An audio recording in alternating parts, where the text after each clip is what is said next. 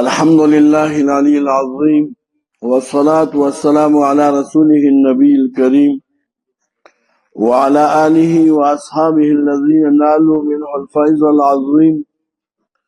سبحانك لا علم لنا إلا ما علمتنا إنك أنت العليم الحكيم. رب اشرح لي صدري ويسر لي أمري واحلل عقدة من لساني يفقه قولي. اعوذ بالله من الشیطان الرجیم. بسم الله الرحمن الرحیم. علامہ صابونی رحمہ اللہ پخپل تفسیر صفت التفاسیر کی دا محاسن تفسیر نا دا یو تفسیر دے داغی نے نقل کرے دے چھ مراد دا ہجران نا سشع دے زما دا دی آیت در اولو اصلی مقصد دا ٹکیو چھ منگ تاسو دی ٹکی تا متوجی شو چھ منگو تاسو دا دی محجوران مصداق ونگرزو. دا ابن قیم رحمہ اللہ قول نقل کرے دے زبا اکثرہ ہمیشہ کم خبرکم حوالہ بذکر کم کہ اس دا سی دور دیکھا چھ بغیر دا حوالی نگرسو دا چا خبر اب نمانی زکر دا اس دا وقت ہم بے اعتماد دے دا زمانہ ہم بے اعتماد دا اس مولا سڑی بانی سوک اعتماد نکئی پا عالم ہم اعتماد نکئی کہ دیشی وجدزانی دا خبر کری دی وجنا ہمیشہ لپارا منگو تاسو چیو خبر کو دا دین پا حوالے کو باچی منگ تاسو چا بانی حوالے ورکو فلانی شیخ ذکر کری دی فلانی کتاب دا مسئلہ ذکر کری دا فلانی کتاب پا حوالہ باندی دا خبر بیجی کم دے اعتماد تا پریوزی دی وجنا زماستاس تا دی کم دے توسیہ دادا چی کم ملگری دا دعوت کار کوئی پا منبر بانی ولاڑی وی نو دا قرآن عظیم الشان چی کم دے نقصہ مخی تاونی سی دیو بل کتاب نقصہ مخی تاونی سی دا کتاب نا خبرہ کوئی دا کتاب پا حوالا دا قرآن دا آیت پا حوالا بانی خبرہ کوئی دا خبر بیا زرط کزی کی بیا سرے پی خیر اعتماد کی زمانگ بم انشاءاللہ چی کم تفسیر کو دیو آیت نو دا یو حوالا باور کو چی فلانی تفسیر دا خبر ذکر کرے فلانی تفسیر دی چی کم دے تفسیر دا یہ آیت دا سی کرے دے انشاءاللہ با وقت سرب انشاءاللہ بے خبر کو نو دلتا دی محجورہ معنی کری دا چی حجران دا قرآن دا پا پینزا قسم دے اللہ دیو کی جمنگو تاسو پا یو قسم کے ہم رانشو دی وجنا ابن قیم رحمہ اللہ فرمائی چی ان حجران القرآن انواع دا قرآن پر خودل دا دیر فار یو سو قسم دی یو حجران اول حجر سماعی والایمان به یو سڑے قرآن تا نکینی قرآن ناوری لکہ عام طور کستاسو خیلی زمانگ استاسو دستور عادت دادے چی پا مہد رمضان کی دا قرآن عظیم الشان ختم کو خاص کر پتراو کی زمانگ دا عوام رونا جی کم دے بے پدغ ورز باندی نئی لنڈ تراوی دیر خو خیم خو چلک شانتا تراوی اگدیشی خواہ نو بے با جی کم دے پکور کی من کا یا بل جماعت تزی یا جی کم دے کی ختم نہیں کوشش بدا کی یاد ساتے دا قرآن دا سما داغی نا جی کم دے وایا پر خودل دا دا دی آیت پر زیر کی رازی دا عنوان حجر سماعی والایمان به فقرآن ایمان نراوڑی دام دا قرآن پر خودل دی قرآن تا غوگ نک دی دا ہم دا قرآن پر خودل دی حالان کی حدیث مبارک کی رازی دا قرآن عظیم الشان تلاوت دا قرآن عظیم الشان اوریدل دا قرآن عظیم الشان تکتل دا دبانی دا سی لاس راکل دی یو شان تصواب ما دی یو سورت تلاوتو کو بل ملگری حقا سورت واوریدو دا قاریو دا سامی ثواب یو شان تری بدے کی فرق نرازی تا دا سی اڑو کی کتاب نہ دے دا دی اوریدل عبادت دے دا تکتل عبادت دے دا دسر جگم دے ہر قسم ربط دا وی عبادت دے نو یو حجران دار چی حجر سماعی والایمان بھی اللہ دی منگا تاسو ساتھی اللہ دی سما توفیق عمرہ کی او اللہ دی جگم دے منگا ایمان پر اوڑے دے پا دیر دیر جات مشکور دیم نمبر حجر العمل بھی وَإِن قَرَأَهُ دیم صورت دارے کہ وہ سڑے ایمان راوڑے دے قرآن باندی دا قرآن تلاوت کئی وہ عمل پہ نہ کئی دا هم د قرآن پر خودل لی، دا هم په دی وعید کې داخل لی چې د قیامت پر ورځ به رسول الله صلی الله علیه وسلم د دوی نه شکایت کوي چې یا رب ان قومي اتخذوا هذا القرآن مهجورا. الله دې موږ او تاسو په قرآن باندې پورا عمل نصیب کړي. دا قرآن دا عبارت دی د دین نه، مکمل دین هم دغه قرآن دی، جامع دین هم دغه قرآن دی د ابتدا نه تر انتها پورې. دریم صورت دا دی چې حجر تحکیمه والتحاکم الیه، په قرآن فیصله نه کوي، قرآن ته فیصله نه راوړي. الحمدلله ثم الحمدلله زمونږ او ستاسو ملک، زمونږ ستاسو دولت امارت اسلامی چونکه وای د دې نه بهر دی، زمونږ ستاسو ټولې فیصلې په قرآن دي. زمونږ او ستاسو چونکه حاکم دلته قرآن دی، دا ډیر د خوشاله خبره ده. په ټوله دنیا کې ډیر اسلامي ملکونه دي خو قرآن پکې حاکم نه دی. شته که نشته؟ ډیر اسلامي ملکونه شته خو فیصله قرآن ته نه راوړي. هغه دې کوم دی وایي د انګریز قانون په هغې باندې فیصلې کېږي.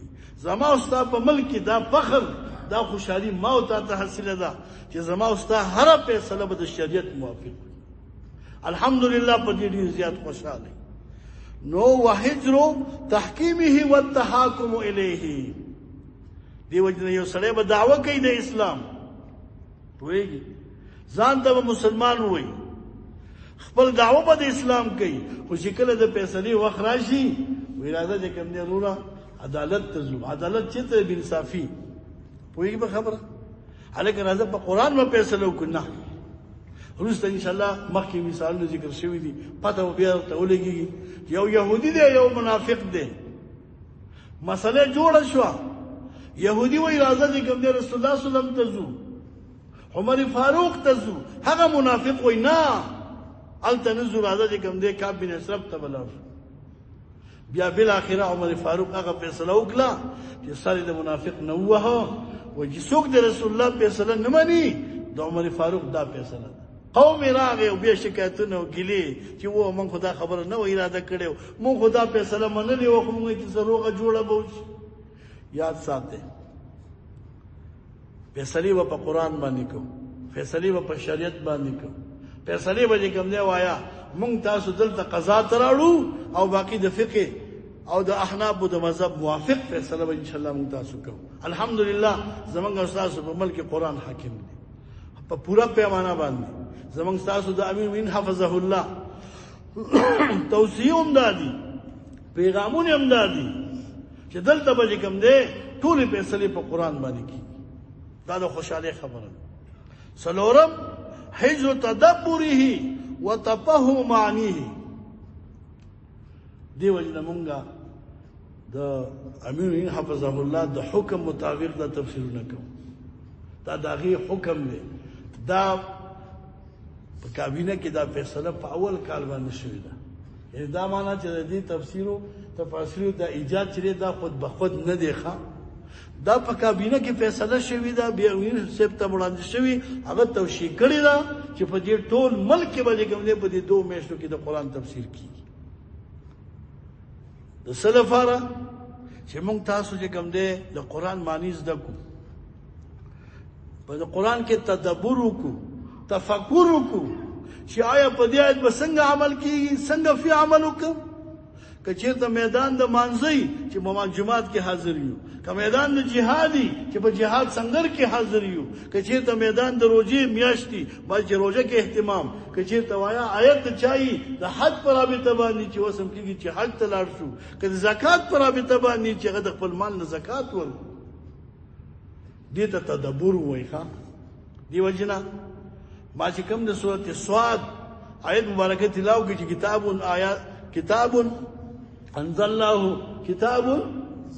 کتاب انزلناه الیک مبارک لیدبروا آیاته وليتذکر اولو الالباب. لیدبروا معنا علامه الوسی تفسیر روح المانی کړی دا، لیتفکروا. دی وجنا حدیث مبارک راځي تفکر ساعت، یو غړې تفکر کول د الله په دین په قدرتونو کې دا د زرو کالو د عبادت نه بهتر دی. دا د تدبر د پاره د تفکر د پاره الله پاک نازل کړي دي. نو دی وجنا حيث تدبره چې اوسره په قران کې تفکر نه کوي وتفهم معنی او د قران معنی نزد کوي دا هم په هجران کې راځي. په دې هو تاسو پوه شئ کنه چې موږ تاسو قران زکو کنه مزدکو یعنی دا معنا نه چې تاسو په یو کال تفسیر باندې مليان شئ عالمان جوړ شئ او مفسرین جوړ شئ. نه بذات خود زه درته وایم ما په لسونو کلونو چې کوم دي تفسیر کړی دی یعنی خپل مې زده کړی او بیا تقریبا چې نه شر 50 کاله ما چې کوم دي تفسیر دوره کړی. اوس دا ولی دا ما د الله نه په طالبای کې سوال کړو چې یا الله ذل جلال په میاشت رمضان کې خدای مال توفیق د تفسیر راکړي چې بل شي نه خالص تفسیر. او زه تاسو ته چې کوم دي د خوشاله خبره ده چې سوال زما خدای قبول کړی دی. هر وخت کې کال په کال روزي کې خدای پاک تنظیم جوړي. په عمر کې داسې کال باندې راغلی چې ما پروژه کې تفسیر نه کړی. نو تاسو هم د خدای سره تعهد وکړئ چې یا الله دا کلکه وعده تاسو را چې خاص کر په میاشت رمضان کې موږ د قران نو علامه بل څه نه کار نه کوو. دا تعهد کولای شي. توفیق د بل چاره توفیق بدل خدای درکړي. او زمونږ استاد چې کوم دی بنیادی کتاب هم دا دی علم پدې کې پروت دی. پرون چې کوم دی زمونږ استاد محترم نور محمد ثاقب صاحب دا خبره وکړه چې په خوا دور کې د علماو په تفسیر نه ترجیح نه ورکول. خلکو کې دا خبره مشهوره وه وایي نه قرآن ترجمه باندې کې به دې کافر کېږي او دا حقیقت دی چې سړی غلطه کوي کافر کېږي. نو قرآن زده کول دا ډېر ضروري دي هم په معنا سره. دې وجه نه که ستاسو خیال دي چې کله په عربو کې ختمونه کېږي قاری تلاوت کوي وروسته چې کوم دی عرب جاړي سترګو نه اوښکې بهیږي. مونږ او تاسو دلته په عجمو کې ډېر ښه قرآن حافظان ختم کوي خو وروسته چې کوم دی چا کې به هیڅ قسم نه شړق نه وي. دا وجه څه ده؟ په معنا یې نه پوهېږي د هغې په تفسیر په مقصد نه پوهېږي خو صرف عربي لفظ دی هغه ته راخیل دی چې بس ده چې کوم دی بس عربي وایي. نو ما به دې خبره خو تاسو پوه شئ. د یو ټوکې په خبر پخوا یو سړی و هغه وایي ما د دې سبی معلقي او شعر وایو و یا بل سړی وي چې ډېر ښه قرآن یې وویو. خبره پوهېږي شعر ته ګوره او باقي دې خوا چې کوم دی قرآن ته ګوره. یو پښتون سړی وایي عربو ته تللی و وایي چې یاره ته یو سپو په پښتو کې خبره او نور ټول چې کوم دی وایي بله ژبه ویله. نو کم از کم چې یو سړي خو دونه پکار دي چې په دې عربۍ خو پوه شي. وروسته به انشاءالله د قرآن په فضایلو کې دا خبره ذکر کو چې په ټولو ژبو کې بهترینه ژبه لغت عربي ده او دا قرآن ټول په عربۍ باندې دی. نو چې اوس یو سړی په معنا نه پوهېږي په عربۍ نه پوهېږي نو په قرآن به څه پوه شي. دې وجې نه مونږ او تاسو چې دلته ناست یو په دې اداره باندې ناست یو چې په قرآن کې تدبر وکړو او د قرآن معنی زده کړو او څه ناڅه په دې پوه شو چې الحمدلله رب العالمین الرحمن الرحیم مالک یوم الدین د دې څه معنا ده. که نور نو زده نه کړو دا خو به زده کړو که نه. شپږم پنځم قسم د هجران هغه دا دی وهجرو الاستشفاء والتداوی به فی جمیع الامراض. خامخا مونږ او تاسو ته قسمه قسم مرضونو چې کوم دی لاحق کېږي که بدني مرض وي که هغه قلبي مرض وي که هغه چې کوم دی وایا معنوي مرضونه وي چې هغه شک دی نفاق دی خدای مکه تردد دی د دې مرض علاج چې کوم دی قرآن دی. نو پنځم هجران هغه دا دی چې یو سړی د خپل مرض علاج په قرآن باندې نه کوي. دی وایي رسول الله صلی الله علیه وسلم فرمایي علیکم بالشفائین پتاسو لازم ده په دوه شیزونو باندې علاج کول القرآن والعسل. یو قرآن دی او یو چې کوم دی ګبین دی شهد. دې کې د هر قسم مرضونو علاج دی. قرآن چې کوم دی د هغه لا علاج مرضونو علاج په قرآن کې دی. دا سورې فاتحه ده سورت یاسین دی د دې په فضایلو کې به انشاءالله ووایو. د سورت یاسین په فضایلو کې علماو لیکلي دي یو سړی دی هغه بیمار دی لا علاج بیماری ده هیڅ قسم ډاکټران تیس عاجزه شو دا د سورت یاسین ولیکي سخت دې جوړ کې هغه دې په اوبو کې واچي او باقي هغه دې اوس کې الله به ته چې کوم دی د دنیا مرضونو علاج دې کې شته. زر چې کوم دی شفیګانې به د په خېټه کې داخلي شي، زر چې کوم دی مرضونه به د لرې شي. نو قرآن کې شفا ده. علیکم بشفائین القرآن والعسل. د هر مرض علاج په قرآن کې دی، خاص کر هغه قلبي بیماری. کله کله سړي په زړه کې یو نوع تردد وي، شک وي، چېرې دا نظام به څنګه وي، دا نظام به 3 میاشتې دوام ومومي که نه، دې نظام ته به 6 میاشتې وایه دوام وي که نه وي. که ستاسو خیر ابتدا کې چې رالو ټول خلک به دا 3 میاشتې چې کوم دی بس دا نظام به دا بیا نشته، ختم. 3 میاشتې تېرې شي، بیا وایي دا 6 میاشتې، 6 میاشتې وروسته بیا کال شو، د کال نه وروسته چې کوم دی اوس هغه تردد یې ختم شو. ښه مونږ دعا کوو، مونږ چې کله عمرې ته تللي و حج ته تللي دا دعا هم کړي الله دې قبوله کړي چې یا الله د امارت اسلامي ته استحکام او ورپسې دوام ورکړي تر قیامته پورې، الله قیامته پورې دایم لري.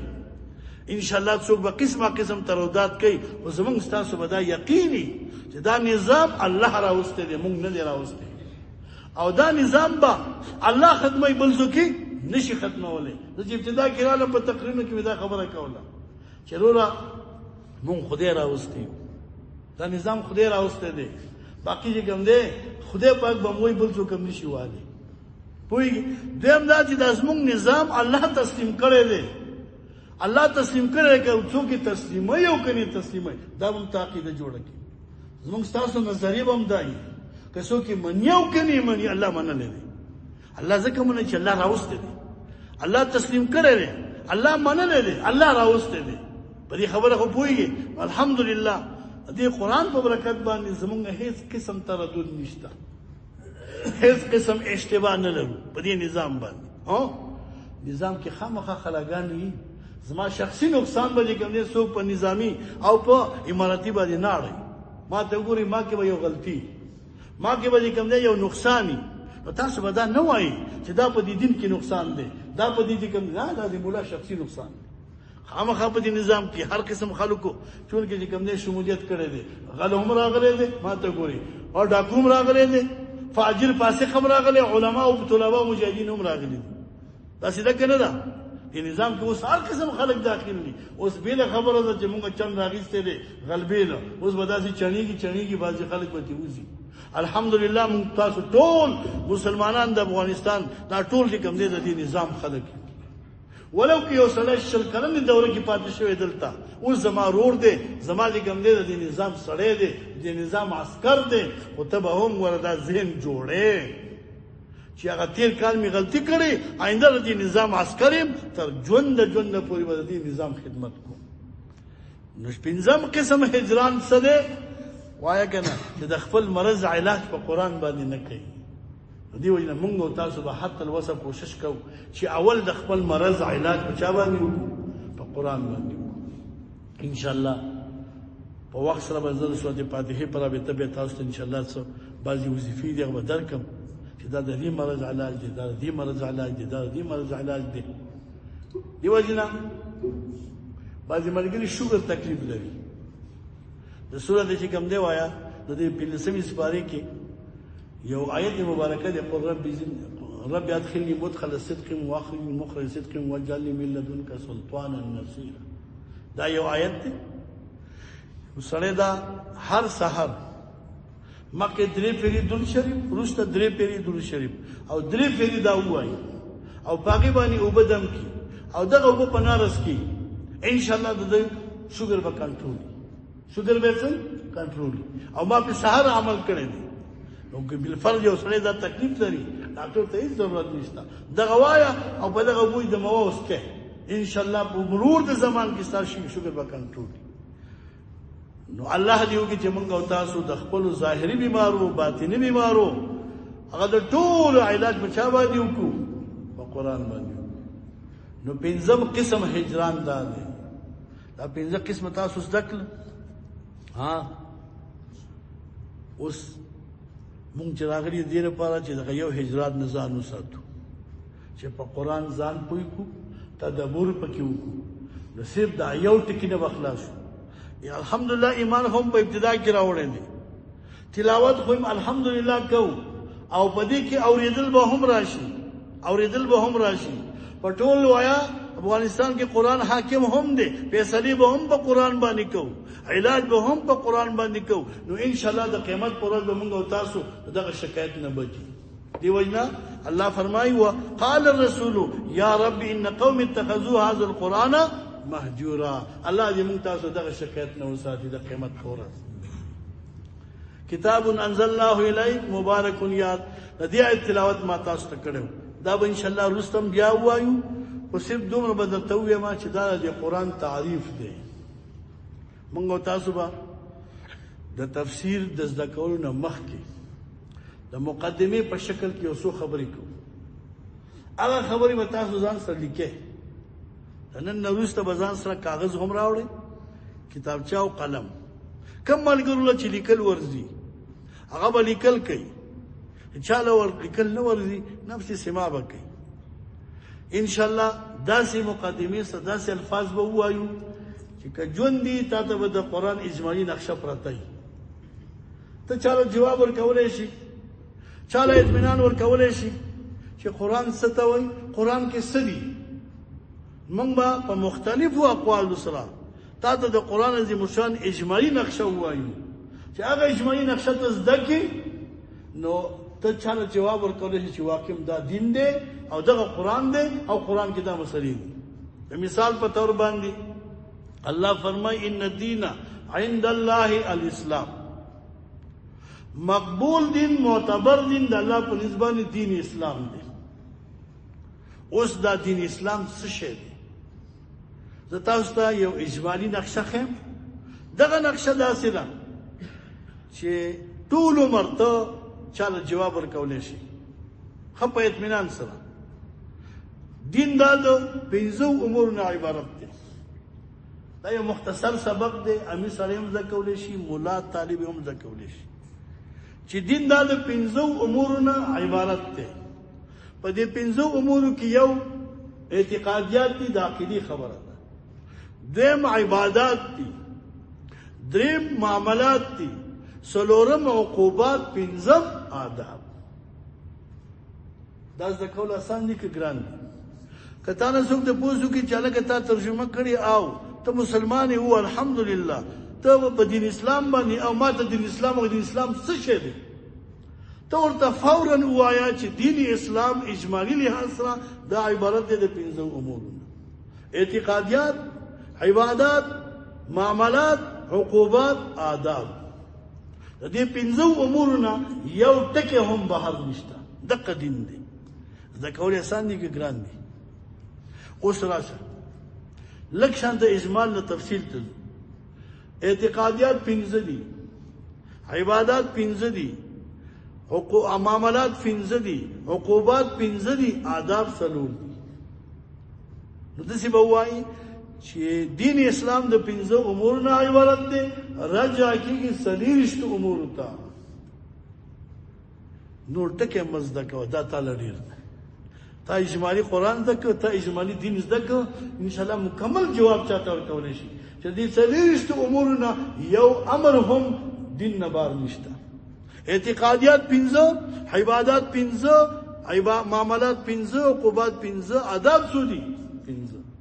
مونږ او تاسو کله کله په دې عصري علومو کې هم که هغه د لیسانس په کچه وي، که هغه د ماشترۍ په کچه وي، که هغه په دوکترا کې هر ځای کې کېږي. مونږ تاسو چې کوم دی د حقوقو په لحاظ سره چې کوم دی په بش کې 10 وایو، باقي چې کوم دی د فلان او د پالیسۍ په باب کې وایو، دغه د اصلاح اداري په باب کې وایو. دارنګه چې د حقوق او د چونګې جزا چې کوم دی حقوق او جزا شناسی په حق کې وایو. دا د دې نه خالي دي، د دې کې داخل دي. په دې خبره خو پوه شئ کنه. اوس اعتقادیات 5 دي. ایمان دی په الله باندې، ایمان دی په ملائکو باندې، ایمان دی د الله په کتابونو باندې، ایمان دی په پیغمبرانو باندې، ایمان دی په ورځ د آخرت. نو 5 اعتقادیات دي ان شاء الله په دې قرآن کې دا ذکر دي. عبادات هم 5 دي، معاملات هم 5 دي، آداب 4 دي. دا به ان شاء الله تفصیلی تاسو ته راځي. د دین وروسته موږ تاسو به هغه مقدمه وایو چې کوم دلته د تفسیر نه مخکې شروع کیږي.